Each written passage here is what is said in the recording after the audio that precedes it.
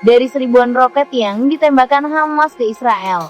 Cuma beberapa yang mendarat, sisanya hancur oleh kubah besi yang melindungi negeri Yahudi itu dari jangkauan militan Palestina. Bagaimana cara kerjanya? Sejak kekerasan antara Israel dan Palestina kembali memuncak, langit malam di seputaran Gaza dan Tel Aviv makin sering merona merah oleh roket-roket yang berterbangan.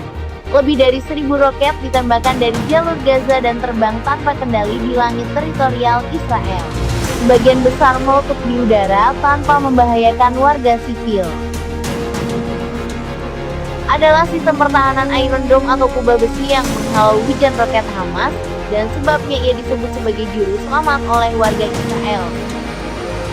Iron Dome adalah sistem pertahanan anti serangan udara yang terdiri dari sebuah radar dan sebuah pusat kendali yang mampu melayani hingga 4 unit peluncur roket yang masing-masing berisi 20 roket. Sistem ini bertugas menganalisa arah dan lintasan terbang roket musuh dan mengirimkan informasi tersebut ke sistem peluncur roket penangkal. Proses ini terjadi dalam hitungan hanya beberapa detik, bergantung dari lokasi tembakan.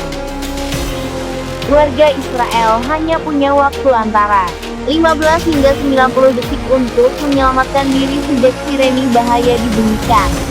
Lantaran ukurannya yang kecil dan ringan, Iron Dome bisa berpindah lokasi dengan relatif cepat.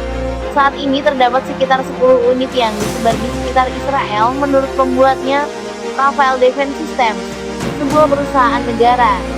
Iron Dome didesain untuk hanya mengintervensi roket yang mengancam pemukiman penduduk.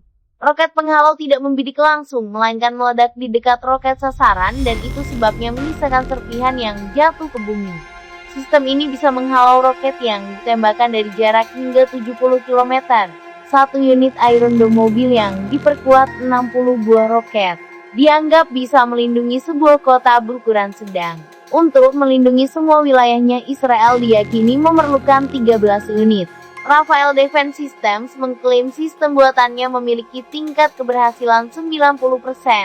Kepala Otoritas Pertahanan Udara, Moshe Patel mengatakan selama 10 tahun terakhir, Iron Dome sudah menghancurkan 2.400 roket.